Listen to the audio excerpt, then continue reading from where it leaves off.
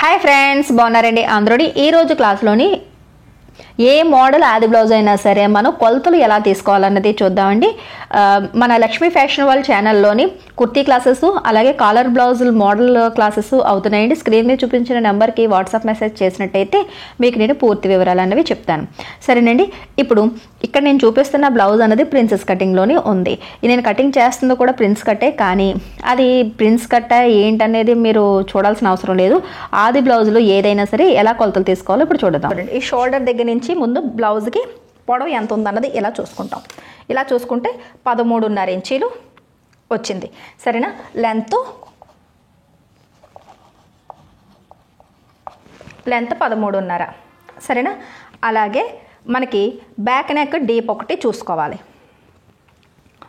ఇలా back neck deep easy method ఏంటంటే ఇక్కడ నుంచి ఆది బ్లౌజ్లోంచి తీసుకున్నప్పుడు ఇక్కడ నుంచి ఇలా చూసుకుంటే నాకు ఇంచుమించులోని ఇలా పావు తక్కువ, ఇక్కడ నుంచి చూసుకుంటే పావు తక్కువ 7 ఇంచీలు వచ్చింది.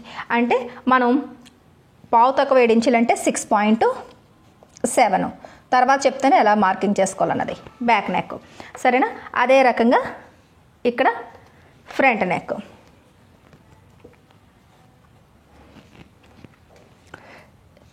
ఇది చూడండి. ఇప్పుడు ఫ్రంట్ నెక్ వచ్చేటప్పటికి ఇలా అరేంజ్ పైన పెట్టి ఇలా ఇంచి టేప్తో ఇలా పెడితే ఈ లైన్ అన్నది ఎక్కడికి వచ్చిందో ఇలా మనం చూసుకోవాలి. నాకు కరెక్ట్గా 6 ఇంచీల దగ్గరికి వస్తుంది. సరేనండి. అంటే ఫ్రంట్ నెక్ 6 ఇంచెస్. దాని తర్వాత ఫస్ట్ మనకి ఇంపార్టెంట్ ఏంటంటే లూజు, చెస్ట్ లూజు ఎంత. ఇక్కడి నుంచి ఇలా పెట్టి ఇది ఇలా పెడితే బ్లౌజ్ ఇది నీట్గా ఇలా పరుచుకున్న తర్వాత చెస్ట్ కుట్టు దగ్గర నుంచి ఈ చెస్ట్ కుట్టుకి ఎంత ఉందన్నది చూసుకుని దానికి డబల్ కలుపుకోవాలి, ఇంకొక అంత కలుపుకోవాలి. ఇది చూడండి, ఇది 38 అని ఉంది. సరేనా.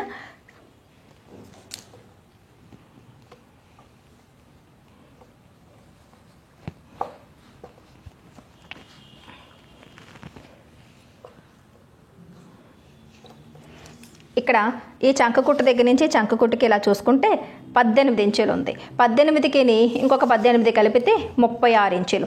నేను వీళ్ళకి బాడీ మెజర్మెంట్స్ కొలిస్తే 34 ఇంచీలే వచ్చింది. మరి ఇది 36 బ్లౌజ్ ఎందుకు వచ్చింది అంటే కనుక ఇది చూడండి, ప్రిన్సెస్ కటింగ్ చేసినప్పటికీ కూడా ఇది ఎవరి మెథడ్లో వాళ్ళు స్టిచ్చింగ్ చేస్తారో యాక్చువల్గా ప్రిన్సెస్ కటింగ్కి ఎంత గ్యాప్ అన్నది రాదు. సరేనా. ఇంత గ్యాప్ వచ్చింది అంటే ఫ్రంట్ వైపు తగ్గించేసి బ్యాక్ సైడ్ పెరిగింది అని అర్థం. అంటే ఒక సైజ్ అన్నది ఫ్రంట్ వైపు తగ్గిపోయింది, అందుకే బ్యాక్ సైడ్ అంతా కనిపించింది. సరేనండి. ఇప్పుడు చూడండి, ఇది ఇక్కడ నుంచి ఇక్కడికి ఇలా ఇక్కడ కూడా 18 ఉంటుంది, కానీ ఇది ఇక్కడ ఏమీ లేదు.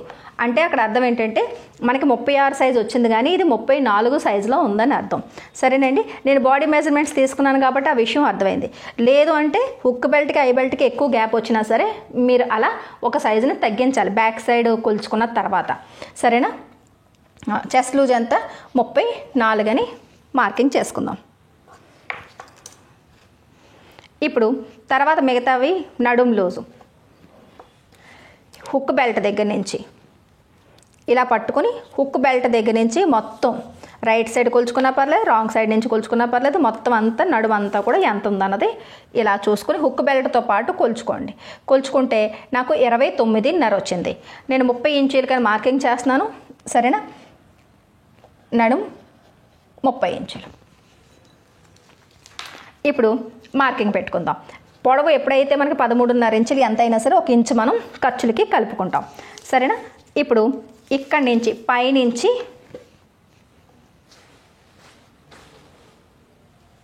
ఇలా పైనుంచి కిందకి 14.5 ఇంచుల దగ్గరికి ఇలా ఒక మార్కింగ్ అన్నది చేస్తాం. సరేనండి. ఆ తర్వాత కొద్దిగా దూరంగా ఇంకొకసారి 14.5 ఇంచులకి మార్కింగ్ పెడితే మీకు స్కేల్ అవసరం లేకుండా లైన్ అన్నది మీకు స్ట్రైట్గా వస్తుంది. ఇలా దాని తర్వాత ఇక్కడ నెక్ డీప్ అన్నది మనకి చాలా తక్కువ. బ్యాక్ నెక్ అన్నది 6 చూడండి 6.30 వచ్చింది, అంటే పావు తక్కువ 7 ఇంచులు వచ్చింది కదా. దానికి అరెంజ్ కలుపుకొని అంటే 7 ఇంచుల దగ్గర చేసి పావు ఇంచు తక్కువ కదా, అరెంజ్ కలిపితే 7.5 ఇంచులు వస్తుంది. ఈ కింద నుంచి ఇలా 7.5 ఇంచులకి మనం మార్కింగ్ చేసుకుంటాం. అంటే పైనుంచి ఇంచుమించులోని ఒక 7.5 ఇంచీలు మాత్రమే మనకి ఈ నెక్ ఉందన్నమాట. స్టిచ్చింగ్ చేసేటప్పటికి ఇది కనీసం ఒక ఇంకా 1/4 ఇంచ్ పైకే వెళ్తుంది. అంటే చిన్న మెడ బ్లౌజ్ చూసారు కదా. అప్పుడు ఎప్పుడైతే మనకి ఇది చిన్న మెడలోకి వస్తుందో వెంటనే షోల్డర్ అన్నది మనం ఇక్కడ 6 ఇంచీలకి మార్కింగ్ చేసుకోవాలి. సరేనండి. ఈ సైజు వాళ్ళకి చంకదింపు కూడా ఇంచుమించులోని 40 సైజు వరకు కూడా మనం చంకదింపు 6 ఇంచీలే పెడతాం. సరేనా. ఇక్కడి నుంచి ఇలా 6 ఇంచులకి ఒక మార్కింగ్ చేసుకుని చంకదింపు కూడా అంటే ఆర్మ్ డౌన్ అనమాట, అది కూడా 6 ఇంచులకే మార్కింగ్ చేసుకుంటాం. కొద్దిగా దూరంగా ఇంకొకసారి 6 ఇంచులకి ఇలా మార్కింగ్ పెట్టి ఈ 2 మార్కింగ్లు ఇలా కలిపితే మీకు చక్కగా ఇలా కార్నర్ పాయింట్ వస్తుంది. ఇక్కడ నుంచి ఈ కార్నర్ దగ్గర నుంచి ఇలా 1.5 ఇంచుకి రౌండ్ తీస్తారు. తీసి ఇక్కడ నుంచి ఈ లైన్లోకి ఇలా కలిపేస్తారు. ఆ తర్వాత ఇక్కడ నుంచి ఇది ఈ లైన్లోకి ఇలా కలిపేస్తారు. సరేనా. ఆ తర్వాత చెస్ట్ లూజ్ 34 కదా, 34లోని సగం 17 ఇంచీలు, 17లోని సగం 8.5 ఇంచీలు. ఇక్కడ నుంచి ఫోల్డింగ్ దగ్గర నుంచి 8.5 ఇంచీలకి ఇలా ఒక మార్కింగ్ చేస్తారు. తర్వాత 2 ఇంచీలు ఖర్చులు.